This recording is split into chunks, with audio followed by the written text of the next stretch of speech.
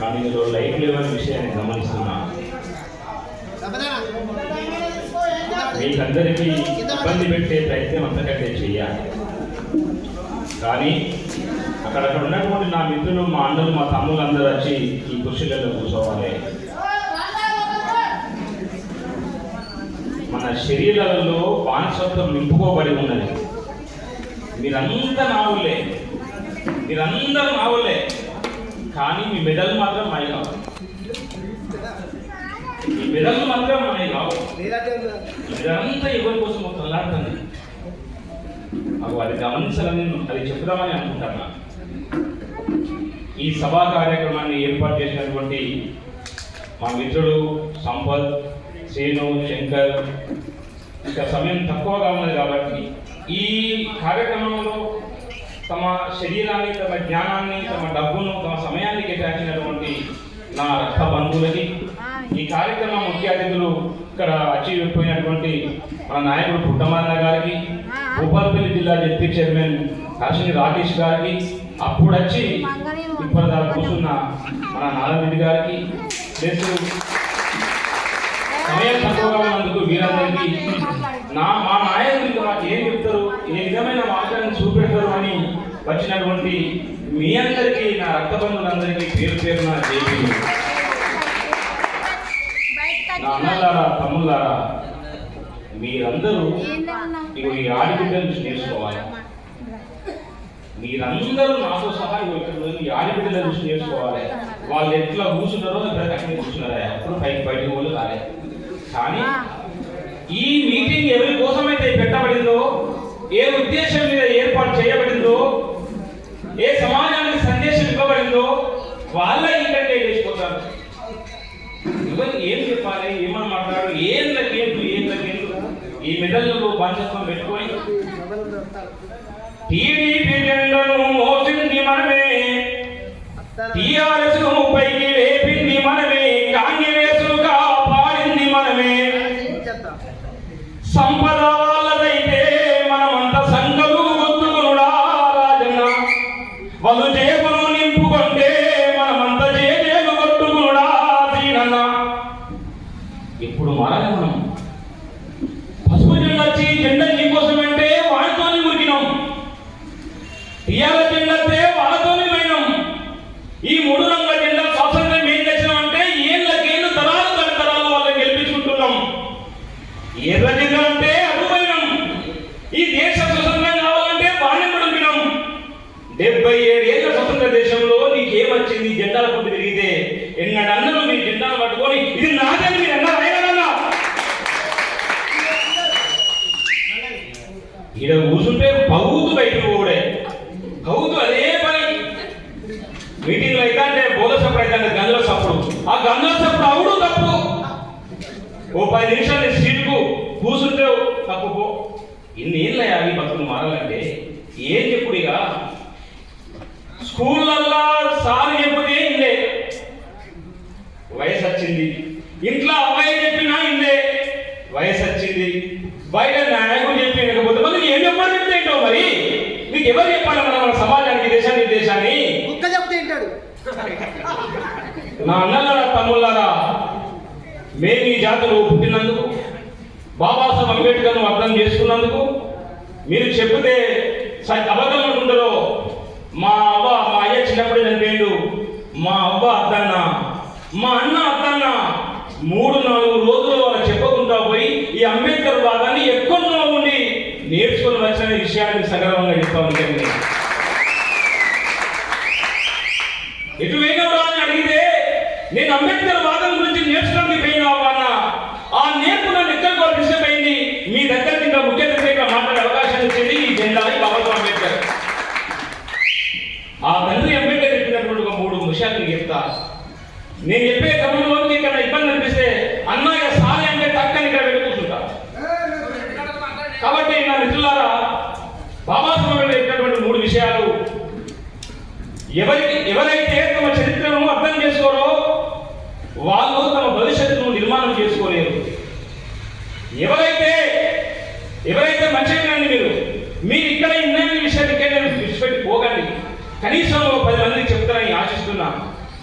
ఇక్కడ మీరున్నటువంటి ఈ మందిలో కనీసం ఒక 5-10 మందిలో బాబాసాహెబ్ అంబేద్కర్ వాళ్ళుగా తయారైతే ఆశని మాటలు చెప్తా ఉన్నా. ఎవరైతే తమ చరిత్రను అర్థం చేసుకోరో భవిష్యత్తును కూడా నిర్మాణం చేసుకోలేరనే విషయాన్ని తల్లి బాబాసాహెబ్ అంబేద్కర్ చెప్పిండు. విద్యార్థులు విన్నపాల ద్వారా సమస్యల పరిష్కారం కావు. విద్యార్థులు విన్నపాల ద్వారా సమస్యల పరిష్కారం కావు. ఈ సమస్యల పరిష్కారానికి నిరంతర రాజకీయ పోరాటమే శరణ్యమన్నాడు తండ్రి అంబేద్కర్. నిరంతర రాజకీయ పోరాటం శరణ్యమన్నాడు. ఏం చేస్తే ఈ దేశంలో ఎట్టడు వర్గాలు బాగుపడతారు, వీళ్ళ ముఖాలలో ఆనందం వస్తుంది, ఏం చేస్తే వీళ్ళు ఆస్తిపరులు అవుతారు, ఏం చేస్తే వీళ్ళు గొప్పలు అవుతారని నిమిషం తల్లారి నీళ్లు లేక ఆహారం లేక ఓ పక్క బాలనైపోయినా ఇంకో పక్క పిల్లలైపోయినా ఈ దేశంలో జీవిస్తున్నటువంటి అట్టడు వర్గాలందరూ నా పిల్లలుగా భావించుకొని మన కోసమే తక్కువ మీద చనిపోయాడు తండ్రి అంబేద్కర్. ఆయన మన కోసం చనిపోతే ఆయన గురించి 4 విషయాలు చెప్పేవి నేను ఓకే లేకపోతే ఇట్లా ఏ టీఆర్ఎస్ పార్టీ మీటింగ్ అను లంకలు పోతాయి మన కాలు, కాంగ్రెస్ మీటింగ్ అను ఉరుకుతారు. ఇలా ఎండల వడి నిలుసుండి గంటలు కొద్దింటారు. కానీ ఇక్కడ మంచి సరైన వాతావరణం ఉన్నది, మంచి ఫ్యాన్ ఉంటుంది, కుర్చీలో కూర్చుంటే ఓకే లేకపోయా. ఇందుకోసమా తను అంబేద్కర్ త్యాగం చేసింది, ఇందుకోసమేనా ఫూలే గారు త్యాగం చేసింది. ఎవరు చెప్పాలి మనకి ఇవన్నీ? ఎవరు చెప్పాలయ్యా? మరి ఇంట్లో అబ్బాయి చదువుకోలే, అన్నకు జ్ఞానం లేదు, మనకు ఓపిక లేదు, ఇలా చెప్పాడు. అక్కడ కూడా పరిపాలిస్తాయి, ఇప్పుడు అబద్ధాలు చెప్తాడు, ఆ సంపద సంకల్పుకుంటాం మనం. అందుకనే సంపద వాళ్ళదైతే మనమంత సంకలు గుర్తుకున్నా రాజన్న, వాళ్ళు జేబులు నింపుకుంటే మనమంత జేబేలు కట్టుకున్నా తీరన్నా. ఏనాడైతే నువ్వు నీ కోసం ఆలోచిస్తావో, ఏనాడైతే నీ సమాజం కోసం ఆలోచిస్తావో ఆనాడే నువ్వు గొప్పడన్నాడు తండ్రి అంబేద్కర్. ఆ ఆలోచించినంత వరకు సమాజంలో మనుషులు కాదు, గొప్పలు కాదు.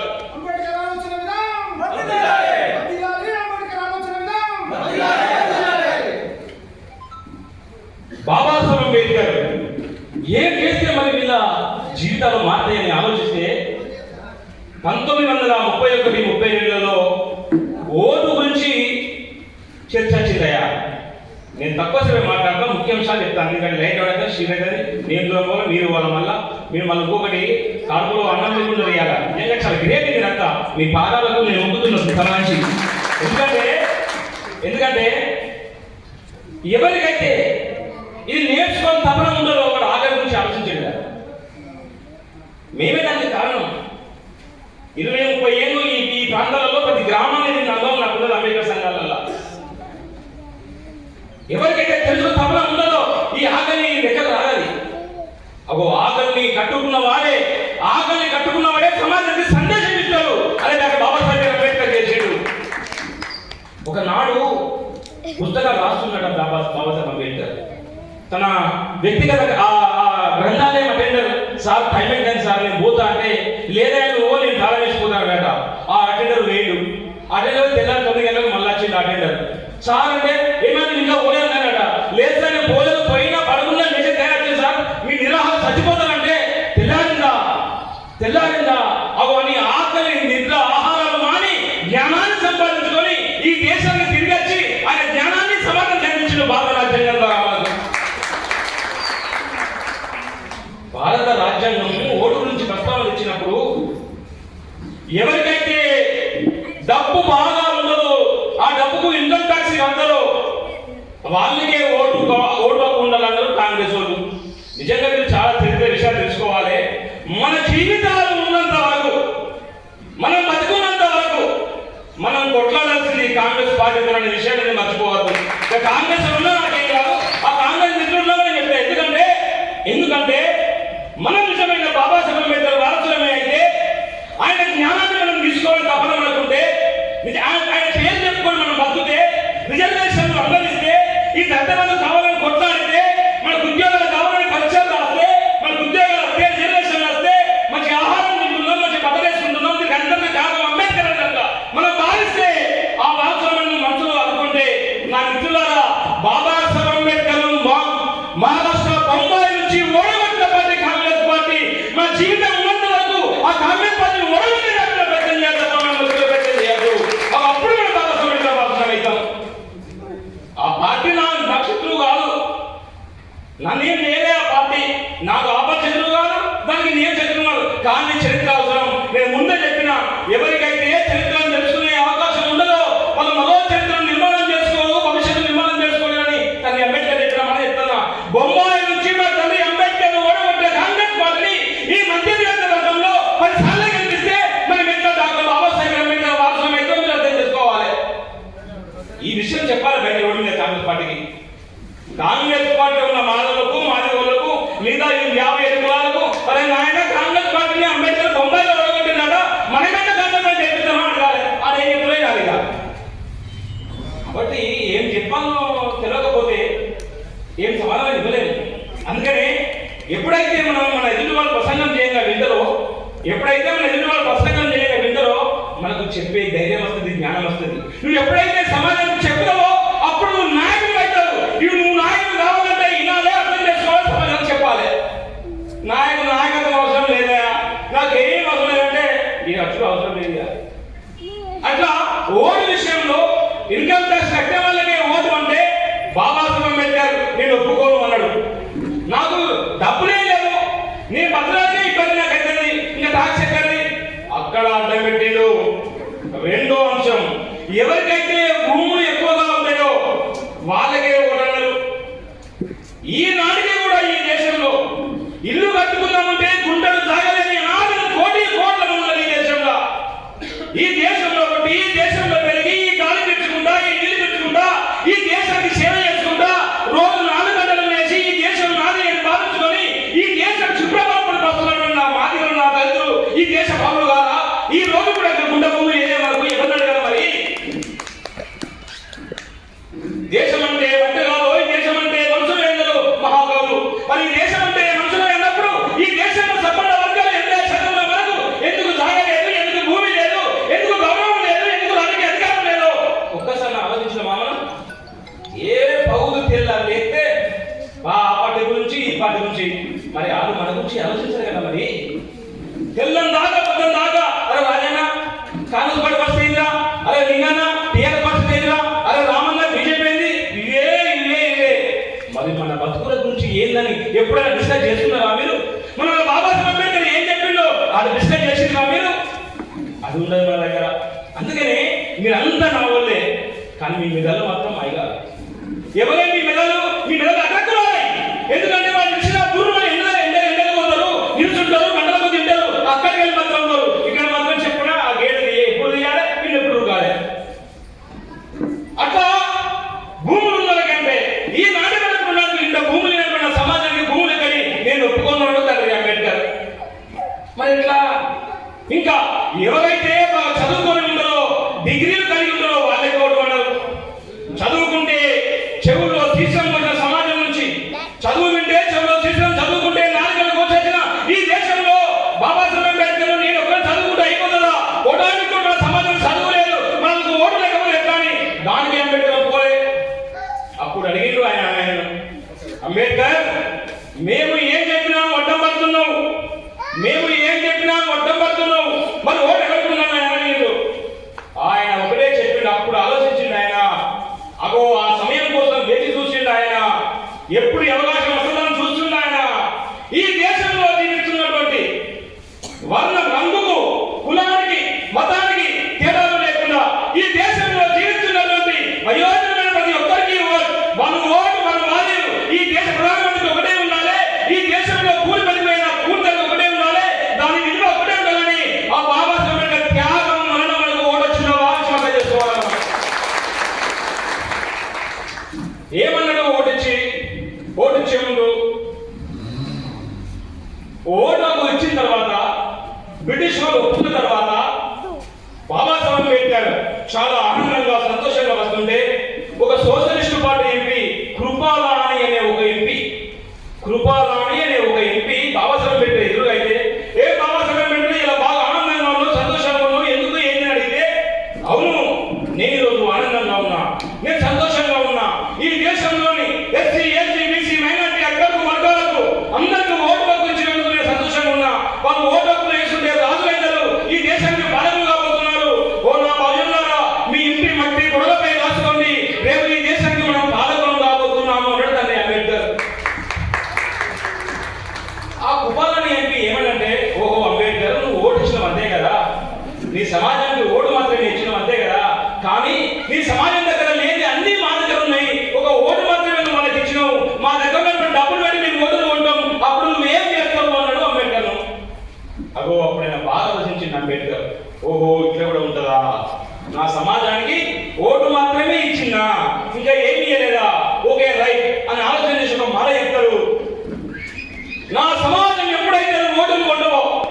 నా సమాజం ఎప్పుడైతే ఓటును అమ్మదో, రేపు కొంటావు, ఎల్లుండి కొంటావు, 5 ఏళ్ళు కొంటావు, 10 ఏళ్ళు కొంటావు, నా జాతి పెద్దలు ఈ ఓటు గురించి ఆలోచించిన రోజున, ఓటు అమ్ముకోని రోజున, ఓటు విలువ తెలుసుకున్న రోజున, మేము ఓటు అమ్మము అని అర్థం చేసుకున్న రోజున, ఈ ఓటు అమ్ముతలనే పిచ్చగాళ్ళైతే మీరు అంబేద్కర్ ఎక్కడ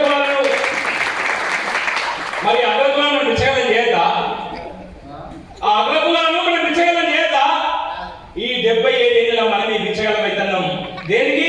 వాడు అత్తలో వాడు తెలియదు, కానీ నేను అనుకుంటా వాడు నాకు 500, ఈ 500 ముఖం చల్లకుండా ఎప్పుడు చూడనట్టు, ఎప్పుడు జరిగినట్టు, ఆ చేయబడినట్టు 500 కుర్చీపోతాను అందుకోవడానికి. ఒకవేళ బాబాసాహెబ్ అంబేద్కర్ నీ కనుక ఓటు వేయకపోతే వాడు మీ ఇంటికి వచ్చేటోడా, నేను రాజ్యాంగాన్ని పిలిచినా, నీకు గౌరవం ఇచ్చినా, ఇవన్నీ అర్థం చేసుకోవాలయ్యా. ఓటును నీకు ఇస్తున్నా, ఓటేసుకుంటే రాజు అవుతావు, అమ్ముకుంటే బానిసమే అన్నాడు అంబేద్కర్ ఓటు సమయంలో. 30 అని చెప్తే ఇప్పటికి కూడా ఓటే అమ్ముకొని బానిసలం అవుతున్నాం. దానికి కారణం మనమే అనేసి అర్థం చేసుకోవాలి. రెండో విషయం రిజర్వేషన్లను దేశంలో 10 సంవత్సరాలు మాత్రమే ఉండాలని అంబేద్కర్ అంటే, ఈ 10 సంవత్సరాలలో ఈ అక్కడి వర్గాలందరినీ విద్య, ఉద్యోగ, రాజకీయ, సామాజిక, ఆర్థిక రంగాలలో 10 సంవత్సరాలలో ఈ పాలక వర్గాలతో పాటు సమానంగా తీసుకొచ్చి ఈ దేశంలో రిజర్వేషన్ లేకుండా ఎత్తిగాడు అంబేద్కర్. కానీ ఈ దేశాన్ని పరిపాలించినటువంటి అగ్రకులాలు, ఈ దేశాన్ని పరిపాలించిన పాలకులు ఈ 10 సంవత్సరాలలో నా దళిత సమాజాన్ని దరిద్రులుగా తయారు చేసిండ్రు. ఆ ధనికులు మాత్రం అందకుండా పైకి పోయిండ్రు. దీనికి అందరికి కారణమే అని గుర్తించకూడదా? మనల్ని ఏమో దరిద్రులు చేసిండ్రు, వాళ్ళు మాత్రం దరిద్రులుగా ఎక్కడికో వెళ్ళిపోయిన వాళ్ళు అందరూ వెళ్ళిపోయిండ్రు. మనం దరిద్రులుగా ఉండడం వల్లనే ఈ రోజు 10 లక్షలకు అయ్యా మనకు 10 లక్షలు ఈ మా హక్కుని చేతులెత్తి అడ్డదిద్దున్నాం మనం. కానీ ఈ అగ్ర సంఖ్యాకులైనటువంటి మనం ఓటేస్తున్న రాజులైతే మన ఇళ్ళగల బాబులు అయ్యా నాకు ఓటేస్తే బాబు పెడతామని వాళ్ళను అడిగేటప్పుడు చేసినాడు. నువ్వు నిజమైన అంబేద్కర్ విషయాన్ని మనం మర్చిపోవద్దు. అట్లా ఈ 77 ఏళ్ళ అన్ని రంగాల్లో మనకి అన్యాయం చేసినట్టు వాళ్ళు దేశద్రోహులు వాళ్ళ అగ్రకులాలు. కానీ మనలో దేశద్రోహులు చేసి, మనలో బిచ్చగల చేసి, మనలో బాధ్యతగా చేస్తుంటారు వాళ్ళు. చరిత్రలో ఒక విషయం చెప్తా, అది 1717. మీరు గుర్తుంచుకోవాలమ్మా అన్ని. 1717 బ్రిటిష్ ఈస్ట్ ఇండియా కంపెనీ ఈ దేశాన్ని పరిపాలిస్తున్నది. ఆ బ్రిటిష్ ఈస్ట్ ఇండియా కంపెనీ పరిపాలిస్తున్న 1717లో నందకుమార్ దేవ్ అనే ఒక బాపనాయనను ఉరిదీస్తుంది British East India Company. Nandakumar Dev అనే ఒక బ్రాహ్మణులను ఈస్ట్ ఇండియా కంపెనీ ఉరిదీస్తుంది. కారణం ఏంటంటే, ఆ నందకుమార్ దేవ్ ముంగల్ నుంచి ఒక దళితుడు నడుచుకుంటూ పోతుండు పట్ట పగలు.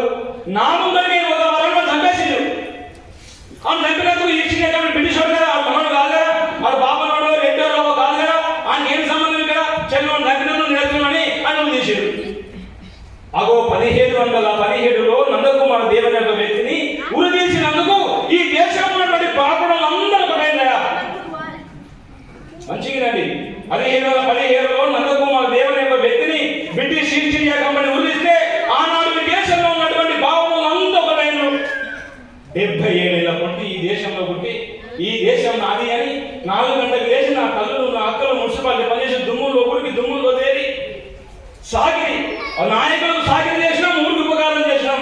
77 ఏళ్లకు ఈ దేశ సంపదలో వారసత్వంలో భాగస్వామ్యం కల్పించాలని, ఈ బంగారు తెలంగాణ కావాలని, దళితులు బాగుపడితేనే, ఈ ముఖంలో ఆనందం చూస్తేనే తెలంగాణకు ఆనందమని ఈ తెలంగాణ తెచ్చిన ఆయన కేసీఆర్ గారు ఒక కుటుంబానికి 10 లక్షలు ప్రకటిస్తే, 77 ఏళ్లకు ప్రకటిస్తే 77 ఏళ్ళు మన మనిషి కోటాను కోట్లు. చూసిరా ఈ సభలు కూర్చొని మన మంచిగా ఓకేనా? ఏం ఇబ్బంది అవుతుందా? 77 ఏళ్ళకి దేశ సంపదలో భాగస్వామ్యం కలిగిస్తే, ఒక్క మనిషిని ఉరిదిస్తే వాళ్ళు ఒకటైంది కదా. ఈ 77 ఏళ్ళకు మనకు బాగుపడాలని ఒక ఆయన పెద్ద మనిషి తెలంగాణ తెచ్చిన కేసీఆర్ గారు ఈ దళిత బంధు ఇక మోసం చేసింది సాలేదని అన్నట్టు. ఇక రాళ్ళు ఈ దళితులు మోసం చేసింది, ఈయన బాగు చేయకపోతే ఈ రాష్ట్రం బాగుపడదని భావించుకొని ఈ కుటుంబానికి 10 లక్షలు ప్రకటిస్తే, ఆ 10 లక్షల రూపాయలను కూడా కలెక్టర్ అకౌంట్ అయితే మా దళితులతో తీసుకున్నారు. మీ దళితులు సలహా కాంగ్రెస్లు భూమిగా బతకాలా? మేమే ఇచ్చగలం రూపాయి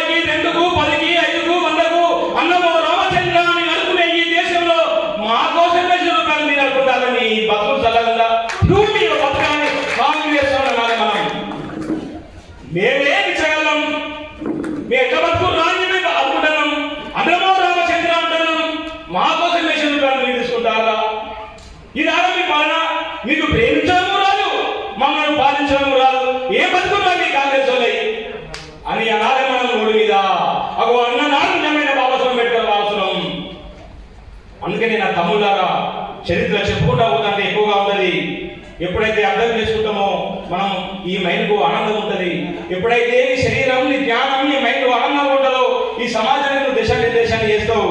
కాబట్టి నీ కోసం జరిగే ఈ పోరాటంలో, నీ కోసం జరిగే ఈ పోరాటంలో నీ పాత్ర లేకపోతే, నీ కోసం జరిగే ఈ పోరాటంలో నీ పాత్ర లేకపోతే మరి నీ కోసం ఎవరు మాట్లాడతారు? ఈ 70 ఏళ్ళై మాట్లాడింది ఎవరు, జరిగింది ఏంటి? కాబట్టి నీ కోసం నువ్వే మాట్లాడాలి, నీ కోసం నువ్వే రావాలి, నీ గుమ్మను నువ్వే తెచ్చుకోవాలి. ఈ కడుపు ఆకలైతే ఈ కన్నును కట్టే కట్టుకొని జ్ఞానాన్ని మెడలో నింపుకొని ఇంటికి పోయి నీ భార్యకు, నీ తల్లికి, నీ తమ్ముడికి, నీ అన్నకు నాడు చౌరస్తాలో 10 మంది కూర్చున్నప్పుడు అలా దిగురావు నా బాధలు అన్న 10 మంది చెప్పినాడు కదా నువ్వు నాయకుడిని అంబేద్కర్ వాళ్ళని. ఈ కృషికి వేసుకుంటున్నావు అంబేద్కర్ వాళ్ళ కదా. చెప్పు మీకు ఏ మార్గం కావాలి? ఈ మార్గం కావాలా, దేశం ఏ మార్గం కావాలా? ఈ సమాజంలో అన్నము తినద్దు అని అన్నారు. ఈ భూమిలో మనిషినే కాదని బ్రాహ్మణం అంటే, రే బిడ్డలారా మీరు బాధపడకండి. ఈ భూమి మీద నీళ్లు కూడా ఉన్నాయి, చెట్లు ఉన్నాయి, చేపలు ఉన్నాయి. ఈ నీళ్ళలో చేపలు ఉంటాయి. ఆ చేపలు తిని బతకచ్చు అని చెప్పిన మన తెలుగు ముద్రలో ఉన్నది కదా. పాత్ర లేకపోతే ఆకులలో పెట్టుకొని తిన్ననాడు, ఆ ఆకులో రంగంలో తినబడి ఆహారం తినకపోతే ఆ మట్టిని వేసి కుళ్ళేసిన కుమ్మరైన జ్ఞానం ఉన్నది కదా. అరే మాదిగా ఈ జంతువులు చచ్చిపోయిన పక్కకు పడేదంటే ఆ చచ్చిపోయిన పశువులు పక్కకు పడితే వాసన వస్తుందని ఆ చర్మాన్ని నుంచి చెప్పులు కొట్టి సమాజానికి అందించిన జ్ఞానవంతులంగా రావడం దళితులం. తమ్ముడు చెప్పిండు, భూమి కంటే ముందు జామవంతులు అవసరమయ్యా. ఈ చచ్చిపోయిన జంతువు చర్మాన్ని వచ్చి చెప్పులు చేసి ఈ సమాజానికి అందించినటువంటి గొప్ప జ్ఞానవంతులు మనం. ఈ జ్ఞానవంతులు మనం. కానీ మన జ్ఞానం ఒకసారి స్టక్ అయిపోతుంది, కంప్యూటర్ అయిపోయినట్టు. ఓట్లు రాగానే మన జ్ఞానం పనిచేయదు. గుర్తుంచుకోండి మీరు. ఓట్లు ఎప్పుడైతే అద్దరో ఆ ఓట్లు రాగా మన జ్ఞానం పనిచేయదు. అసలు ఎప్పుడు పని చేయాలి? ఆ ఓట్ల కానీ జ్ఞానం పనిచేయాలి. ఆ ఓట్ల మీద జ్ఞానం పనిచేసినాడు తండ్రి అంబేద్కర్కు తెలుసు. నేను తండ్రి అని ఎందుకంటానంటే ఆయన శరీరవాసత్వం కాదు అన్నది. మీరు ఒకసారి నిశాంతం గారి ప్రసంగాలు వినండి. శరీరవాసత్వం కాదు ఆయనకు. వైఎస్ రాజశేఖర రెడ్డి కొడుకు రాజ్యం కోసం ఆయన తిరుగుతాడు. మంచిగానే వైఎస్ రాజశేఖర రెడ్డి కొడుకు జగన్ ఆయన తండ్రి ఆశయం కోసం ఆయన తిరుగుతాడు. కేసీఆర్ కొడుకు కేటీఆర్ తిరుగుతాడు. రాహుల్ గాంధీ, మన రాజీవ్ గాంధీ కొడుకు రాహుల్ గాంధీ తిరుగుతాడు. మరి మన తండ్రి అంబేద్కర్ కోసం మనం తిరగదా? తిరగాలా? అగో అందుకనే శారీరక సంబంధం లేకుండా జన సంబంధం మన అంబేద్కర్తో. ఈ జ్ఞానాన్ని పట్టుకొని మన ఇంటికి పోవాలి. ఈ జ్ఞానాన్ని పట్టుకొని చదవతం కావాలి. ఈ జ్ఞానాన్ని పట్టుకొని కాదాలను చదవతం కావాలయా. రాగా మా సోదరుడు నారాయణ రెడ్డి సాబ్ అందరూ మమ్మల్ని పిలిచి కాదారంగా అంబేద్కర్ గారి విగ్రహాన్ని దండలేకి వచ్చి తెలుసా మీకు? చూసినా మీరంతా? అగో ఆ కాదారంలో మా తమ్ముడు చెప్పిండు. ఎవరు చెప్పారు? తమ్ముడు చెప్పిండు. ఇప్పుడు నాకు అనవసరం విషయం చెప్పే దయచేసి అన్నాడు. ఆ కాదారంలో అంబేద్కర్ విగ్రహాన్ని పెట్టినందుకు నేను పెట్టినందుకు నేను ఆవిష్కరించినందుకు 3 రోజులు చెప్పి వెళ్ళా. నేను కాదారంలో అంబేద్కర్ విగ్రహాన్ని ఆవిష్కరణ నేనే పెట్టినా. నేను పెట్టిన విగ్రహాన్ని ఎవరో ఆవిష్కరిస్తానంటే అరే వాడబడయా నేను పెట్టినా అని వాళ్ళకన్నా ముందే నేను తీసిన వస్తును. నేను తీసినందుకు 3 రోజులు చెప్పి వెళ్ళా. ఇంకా అంతేనా? అగో ఆ ధైర్యం, ఆ జ్ఞానం ఉండాలి అంబేద్కర్ పట్ల. అరే వస్తే రాజ్యం పోతే ప్రాణం. మరి ఎన్ని రోజులు అడ్డు కాకుండా బతుకుడు? ఎన్ని రోజులు 70 ఏళ్ళు వచ్చినాయి. ఏమైనా సాధించినామా? ఏమన్నా సాధించినామా? పేరు తెచ్చినామా? మా కొడుకుల పేరు తెచ్చినామా? గివే శరీరాలు, గివే పోదినుడు, గివే మనవాదం, గివే అగ్రకులాలు, అల్లే జెండాలు. ఇప్పుడేమో చెప్పినట్టు టీడీపీ జెండను మోసింది మనమే, టీఆర్ఎస్ పైకి లేపింది మనమే, కాంగ్రెస్ పైకి తీసేసింది మనమే. అంటే ఆ జెండాను మనం అయ్యే పెట్టినట్టు, మన అవలే ఆ పార్టీలు పెట్టినట్టు మన తండ్రి పెట్టిన అంబేద్కర్ జెండా పట్టుకో గమనం. అందుకని ఎప్పుడైతే మీరు అంబేద్కర్ వాళ్ళని అర్థం చేస్తున్నారో నా అన్నగారు తమ్ముళ్ళారా, ఈ ప్రపంచం మీకు అర్థమవుతుంది. మన బతుకులు మనకు అర్థమవుతాయి. ఎప్పుడైతే మన బతుకులు మనకు అర్థమవుతాయో ఏ మార్గం పోవాలో అర్థమవుతుంది. ఏ మార్గం తెలియకుండా దీని పేరు ధర్మయుద్ధం అన్నారు. దళితం ధర్మయుద్ధం. ధర్మం అంటే తెలియని సమాజం మనది. ధర్మం అంటే ఏంటో తెలియదు మనకు. నేను ఒక ఉదాహరణ చెప్తా. ధర్మం అంటే ఒక బాబాని ఆయన నన్ను ఒక ఫంక్షన్ పిలిచింది వాళ్ళ ఇంటికి. ఫంక్షన్లో పెట్టాడు, ఫంక్షన్లో పోయినా. ఆయన తన చిన్న కుమారుడికి నా తెలిసి ఆయన 6వ తరగతో 7వ తరగతో అలాగే ఒక కార్యక్రమం ఉంటే చేసాడు. చేసి ఆయన జోలేసాడు, ఈ పక్క జోలేసి ధర్మం గురించి చెప్తాడు వాళ్ళ అయ్యా ఆయనకి. బిడ్డ చదువుకుంటే పైకొస్తావు, ఒకవేళ నీకు చదువు రాకపోతే మాత్రమే సమాజంలో అంతజ్ఞ మాత్రం మరొకరాన్ని జోడించింది ఆ కొడుకి.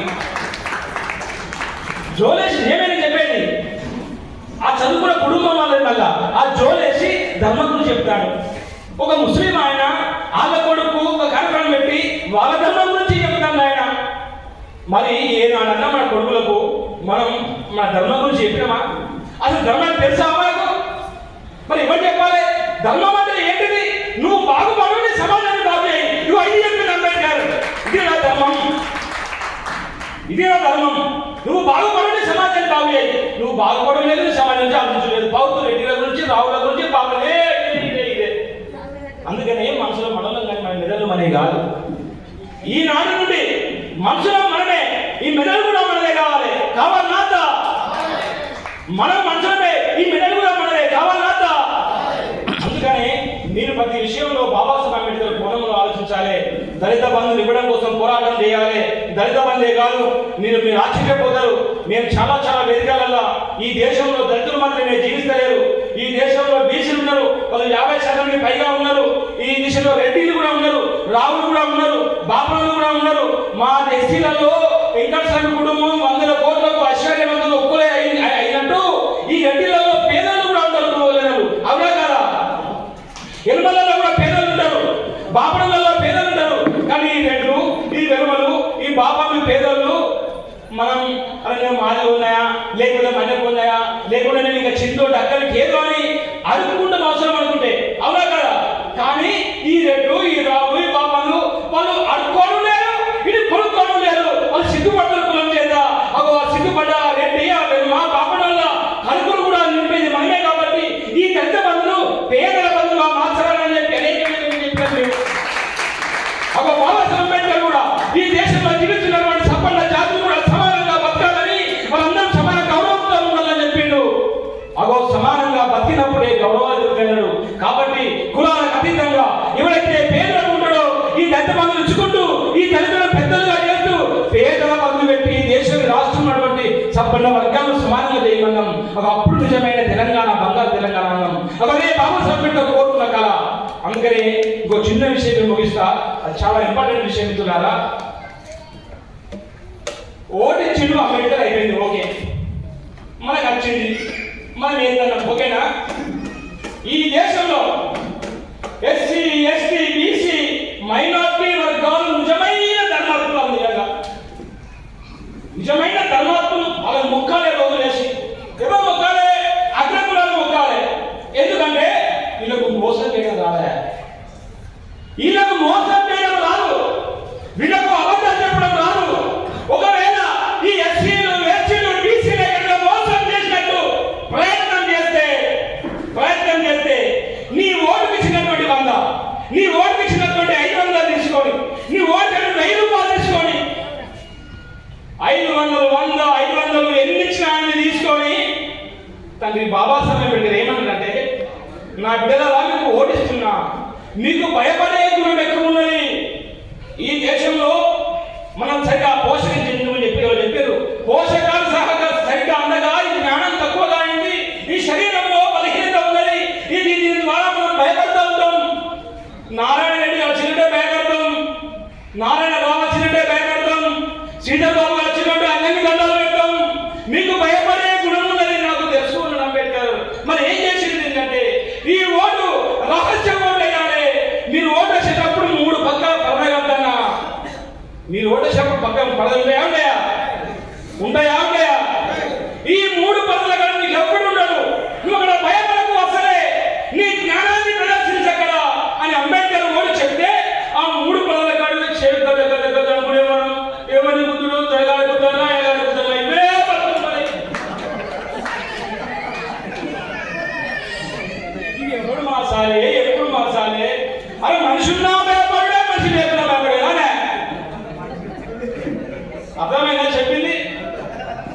మనిషి ఉన్నా భయపడే, మనిషి లేకున్నా భయపడేనా? అప్పుడు అంబేద్కర్ చెప్పిండు, ఎప్పుడైతే నువ్వు ఓటేసే కాడ భయపడవో రాజ్యాన్ని చేతికెత్తను తండ్రి అంబేద్కర్. ఎప్పుడైతే రాజ్యాన్ని చేతికెత్తలో నువ్వే పంపిణీ చేస్తావు. రాజ్యం చేతికిచ్చుకునే ప్రయత్నం చేయండి. భక్తే రాజ్యం పోతే ప్రాణం తండ్రి అంబేద్కర్ గారు చెప్పిండు. నీ సమస్యల పరిష్కారానికి నిరంతర రాజకీయ పోరాటమే శరణ్యం అన్నాడు. నువ్వు రాజకీయంగా వచ్చేదాకా నీ బతుకు మారని అన్నాడు. నీకు నువ్వు ఓటేసుకునేదాకా, నీ వాడిని దర్శించేదాకా, నీవు బతుకున్నంత కాలం కాంగ్రెస్ గతం చేసేదాకా మన జీవితాలు బాగుపడాలంటారు అంబేద్కర్. కాబట్టి అంబేద్కర్ గారి రుణం తీసుకున్నామా లేదా? అంబేద్కర్ గారి రుణం తీసుకున్నామా లేదా? ఈ మనుషులం మనమే, ఈ మెదలు కూడా ఎవరి? మనుషులం మనమే, మెదలు కూడా. అందుకనే అగో మీరు ఇక్కడ నుండి ఈ రోజు ఈ అయ్యప్ప దేవుని ఈ స్థలం నుండి జ్ఞానాన్ని పెట్టుకొని పోతారు. మీరు అట్టిగా పోతలేరు. దేన్ని పెట్టుకొని పోతారు? ఆకలిని అన్ని పెట్టుకుంటే జ్ఞానం ఎక్కువ వస్తుంది. అగో ఈ ఆకలిని ఓసుకొని కూర్చున్నటువంటి మా అక్కలకు, మా చెల్లెళ్ళకు, మీకు అందరికీ ఈ అవకాశం ఇచ్చినటువంటి మా అన్నలకు, మా తమకు అందరికీ పేరు పేరున తల వంచి జై